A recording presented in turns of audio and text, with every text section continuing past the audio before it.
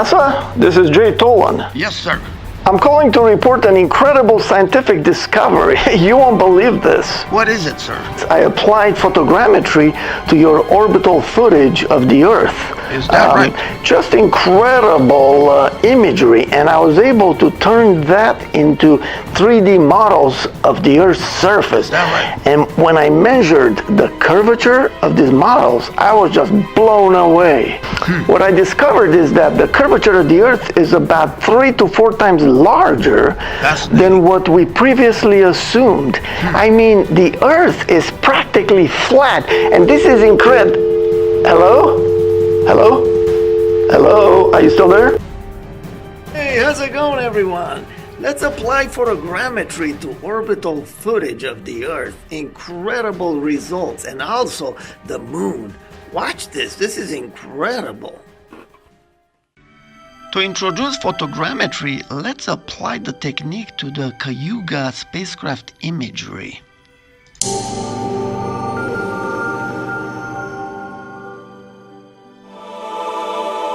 In front of the Kaguya, as it travels down to the south in the high latitude area of the northern hemisphere, the Pythagoras crater comes into view. The Pythagoras crater has very You can find a number of video clips from the Cayuga spacecraft. It has 3 main instruments according to the documentation, the main one being the HDTV camera, which is what's producing these clips. And it's quite fascinating to, dig through all these documents. They give you quite a bit of information.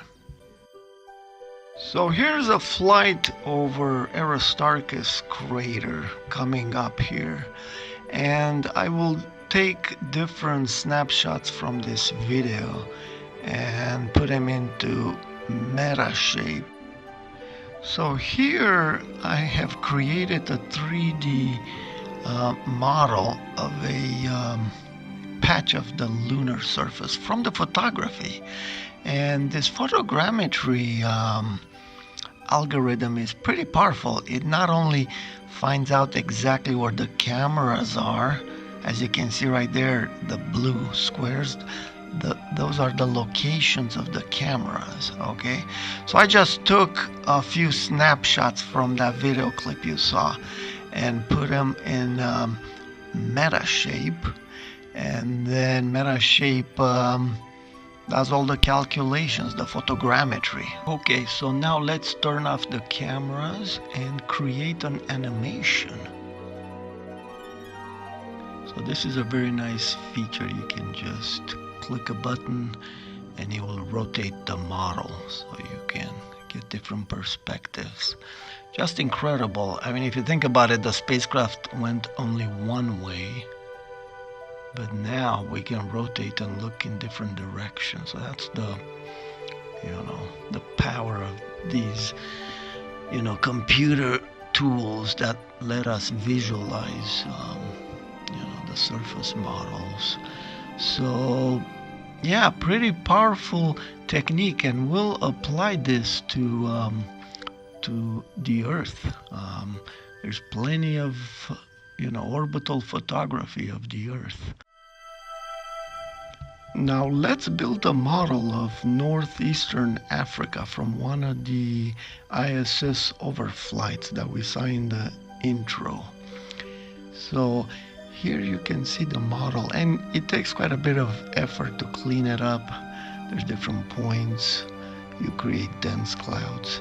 Now here is the path of the ISS, and you can see the location of the frames that were used to create this model.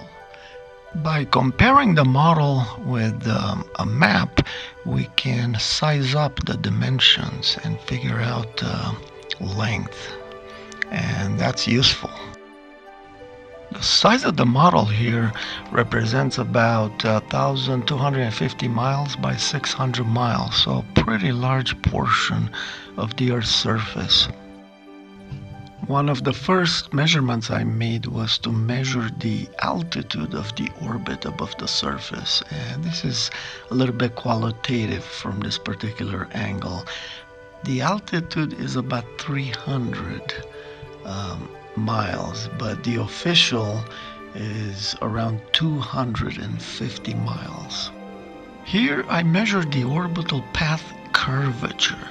In the lower right, you see the equation, length of the chord, height, etc. And when we plug in the numbers, we get about 3,600, thereabouts. But what's interesting here, if you look at the model, the curvature seems to be around 2,500 miles. And I came to the conclusion that that's due to the lensing they're using.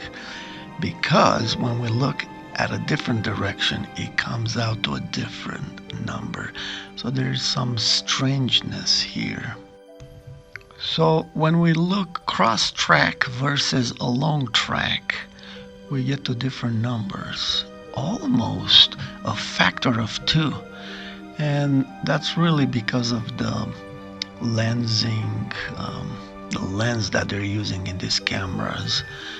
It's throwing off the calculations, but not all of them, which is very strange.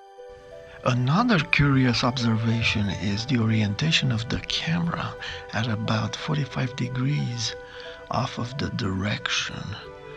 But the most curious thing is, notice the flight path when looking from on top curves towards the north.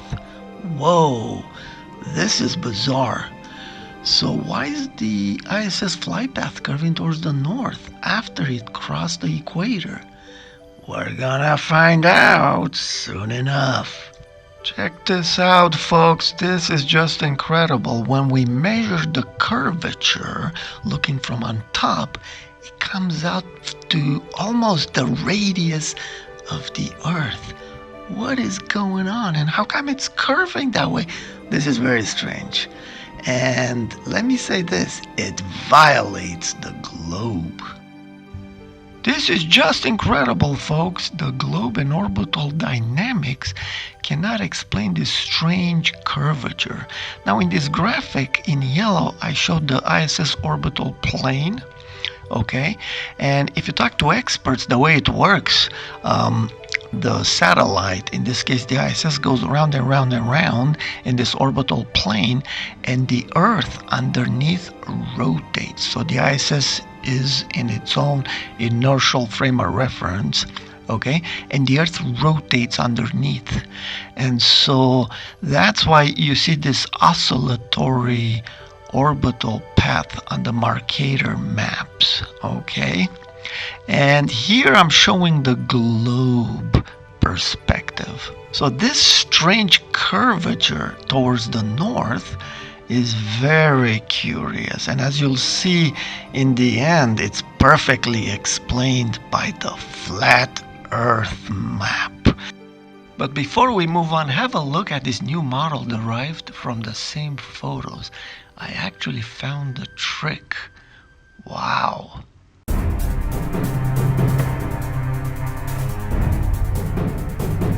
So let's have a look at the United States. I searched YouTube and found a very nice clip where the ISS traverses across the US, as you can see here, and it represents quite a bit of curvature.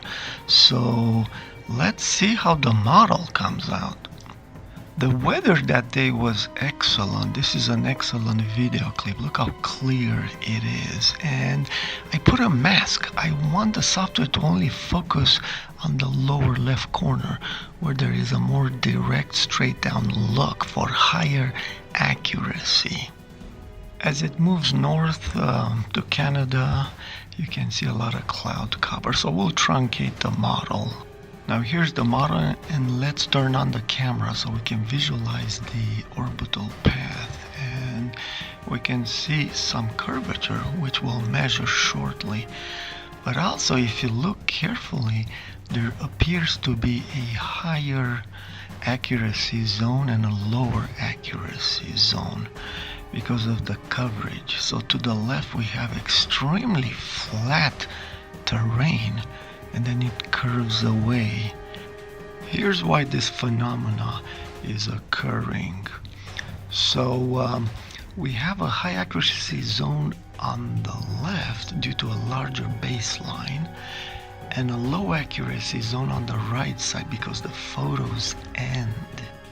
So here's why. As you can see, the larger baseline gives you very precise distances to points on the surface, but when you look out skewed towards the horizon, the projection of that baseline, the true baseline, is very small, and the inaccuracies increase rapidly, and that's where the lensing that they're using plays a bigger part and skews the model.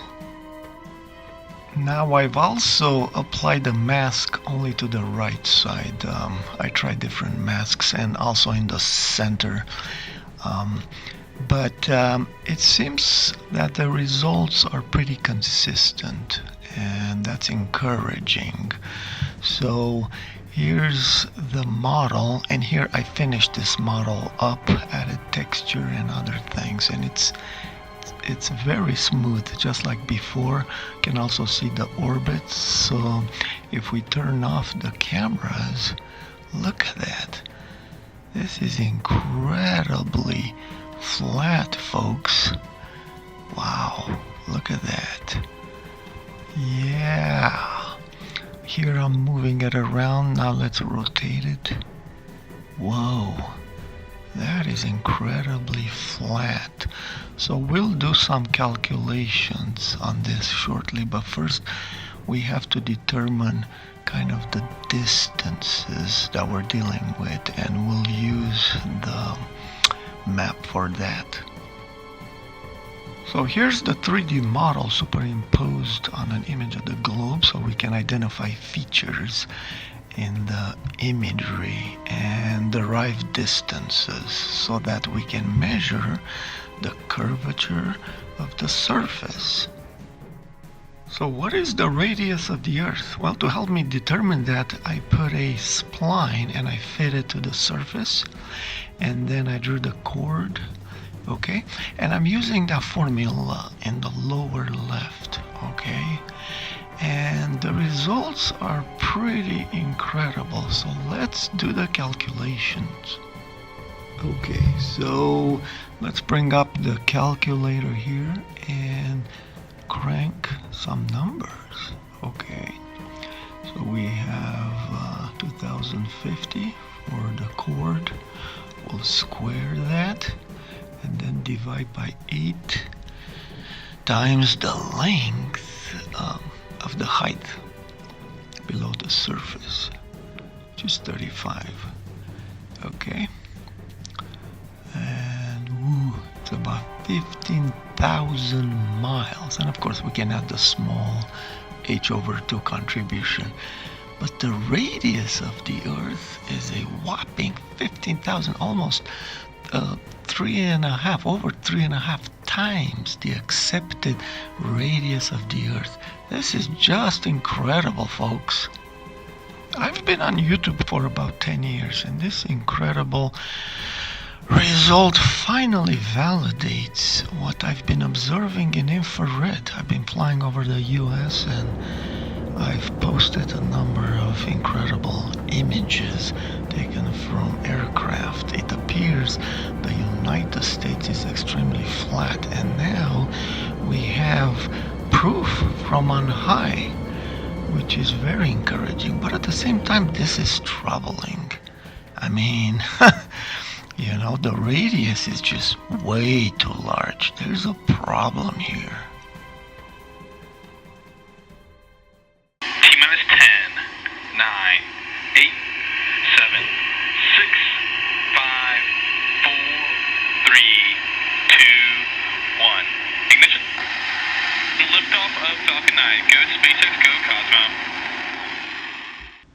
In March of 2024, the Sen Corporation sent up a new payload with 4K cameras. The payload has 3 main cameras pointed in different directions.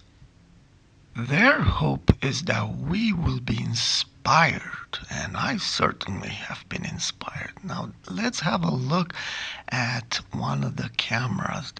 This new footage has 2 important features. First, it is high resolution 4K, and second, it has the capability to pan and tilt, which is what we're seeing here.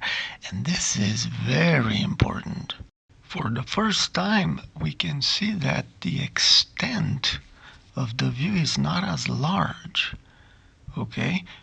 We can see, like right about now, we're actually looking straight down. And I've been saying this for a long time. The curvature we're seeing is due to the lensing. It is not the true curvature of the Earth. The Earth is not just the Sinai Peninsula. Here I'm playing the same clip, front to back, and then I reverse it. Okay, so they're not actually going back and forth like that. But what we can note is that it appears we're not really moving along the orbit, and that's because the pan and tilt is very drastic, and it swaps the slight movement of the International Space Station. But the movement is there, as we'll see when we attempt photogrammetry. Also note the intense glare of the Red Sea. This is kind of problematic for the model, and we'll have to clean that up a bit. But before we move on, we have to mention some interesting facts and historical sites in this field of view. The most famous is the Nueva Beach, where the Hebrews encamped before they crossed the Red Sea. Wow, look how clearly you can see it. It's pretty large. And they crossed into Saudi Arabia and went to Mount Sinai. That is the true location of Mount Sinai. It is in Arabia. There's videos online if you're interested.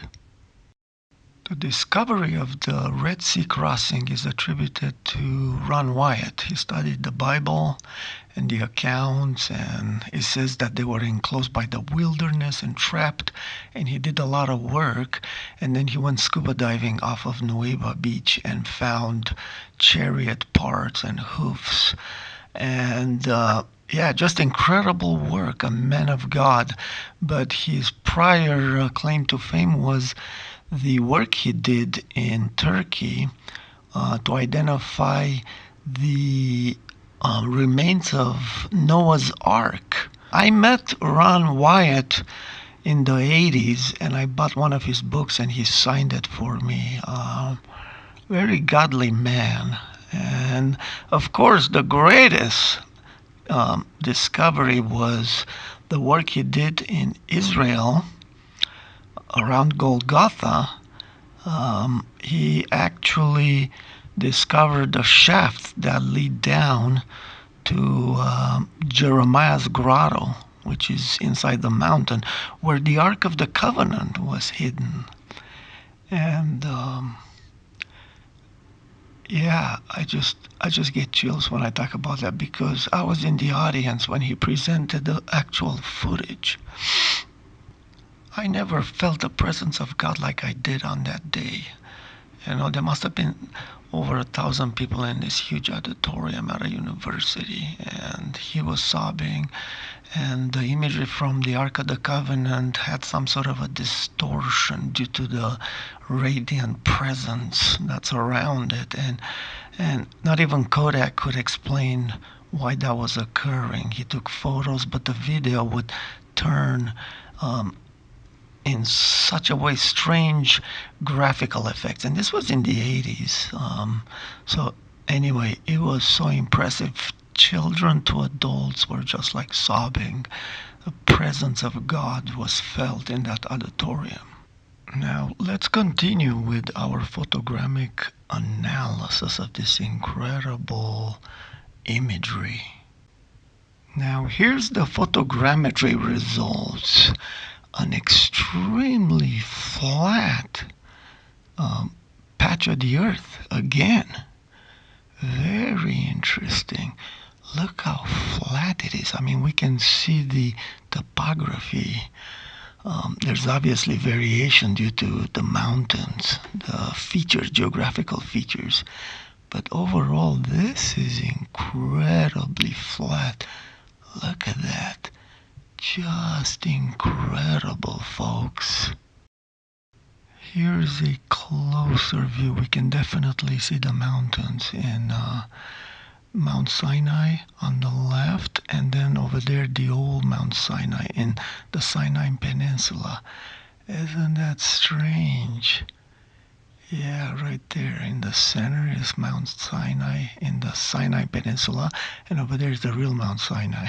Just incredible. Just blew my mind.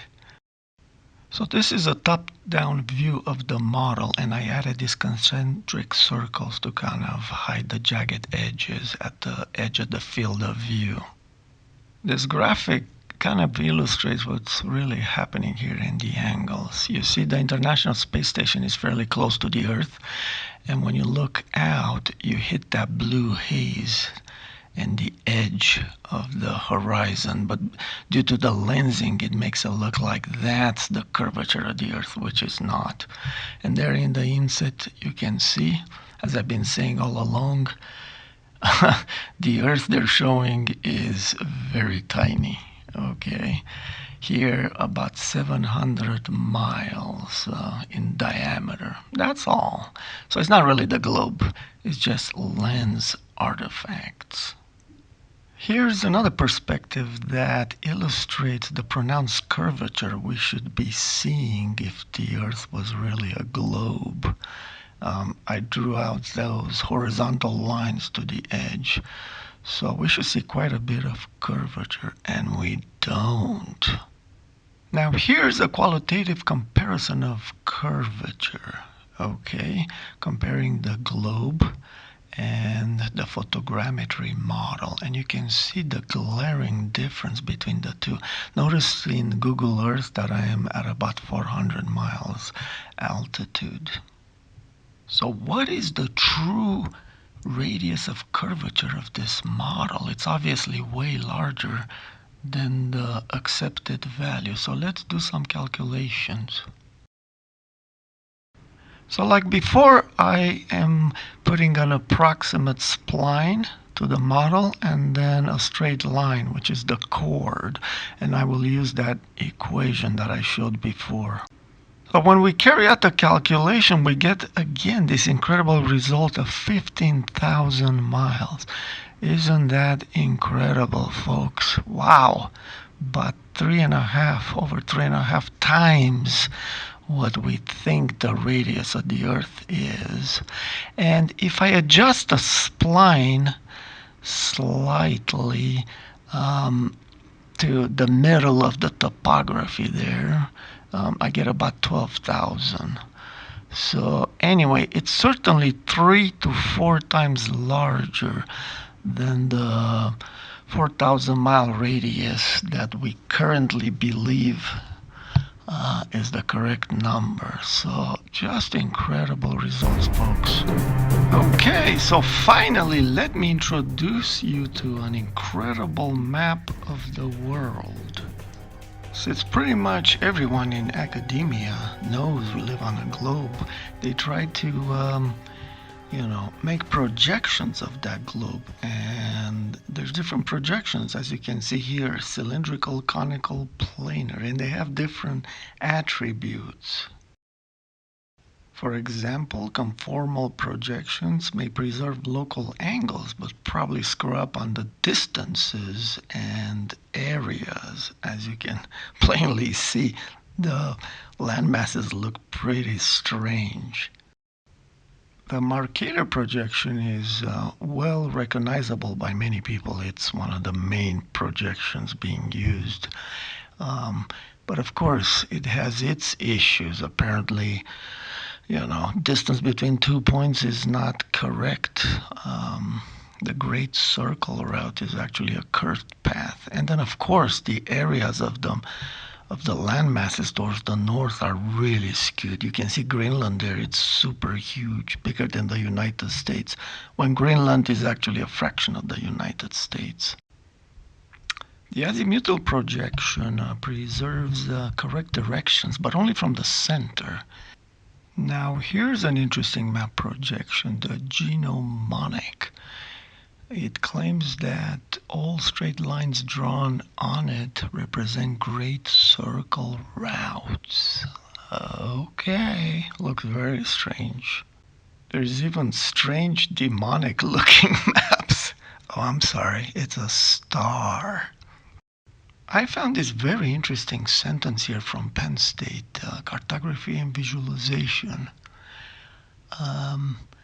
Look at the first sentence there. From a young age, we are generally taught that Earth is a sphere. Images such as those taken from space, etc., reinforce this idea. Yet this is an oversimplification.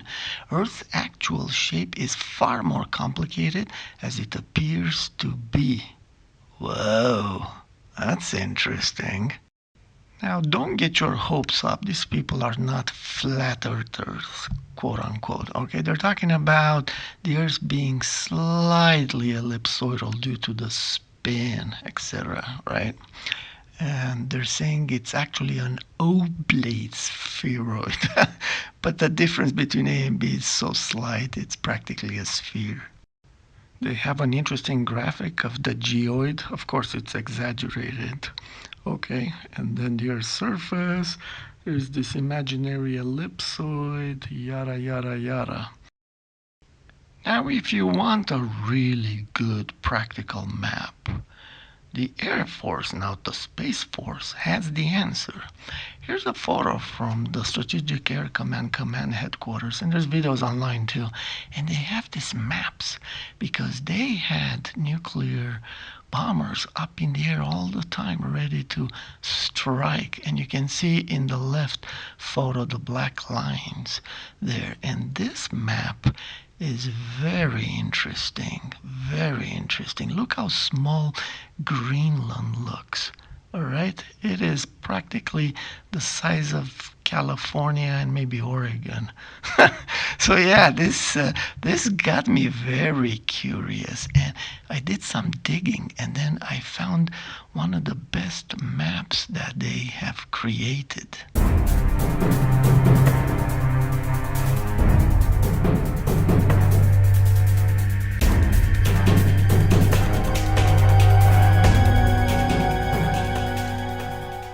Here it is, folks. The Air Force has put together such a beautiful chart.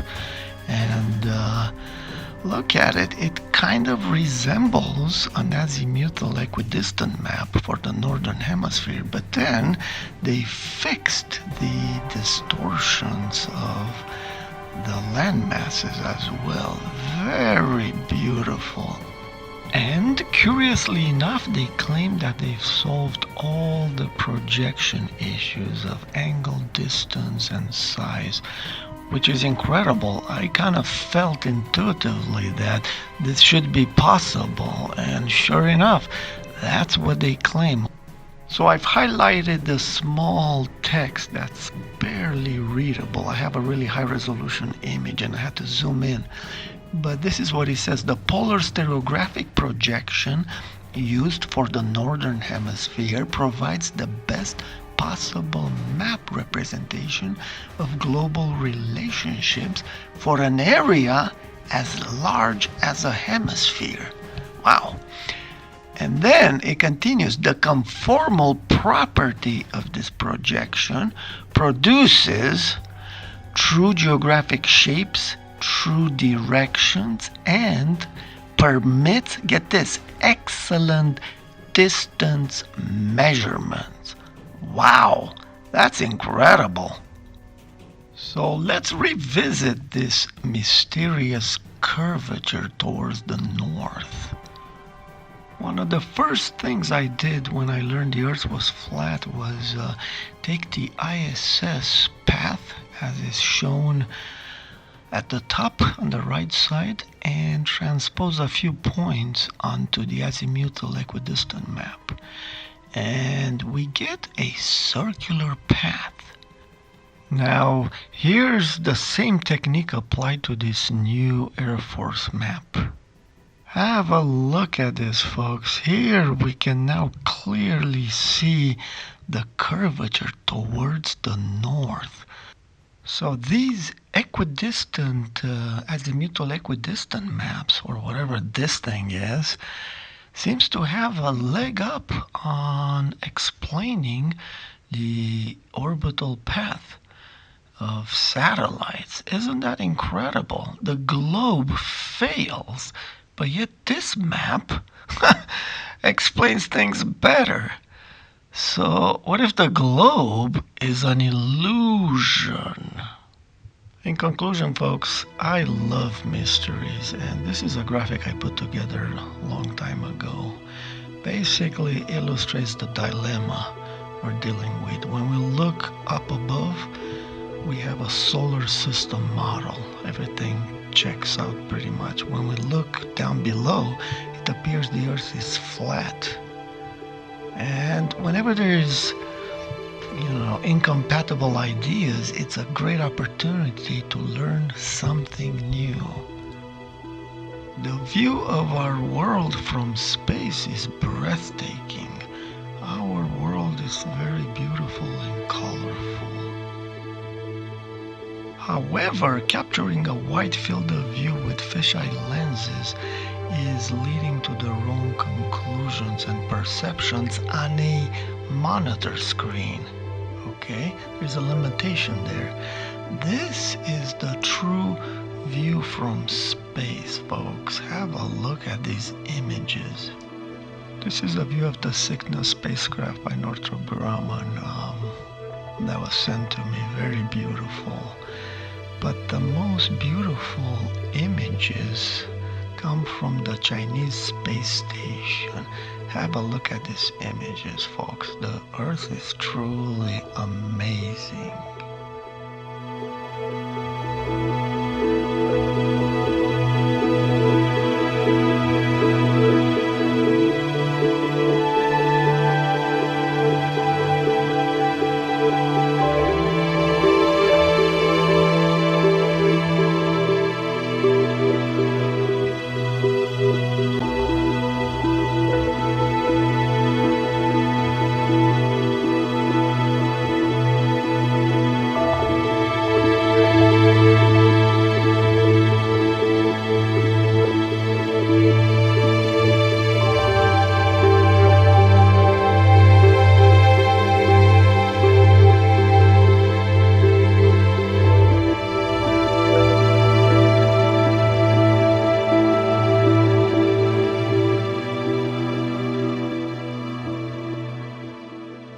Behold the flat Earth, folks. Truly incredible.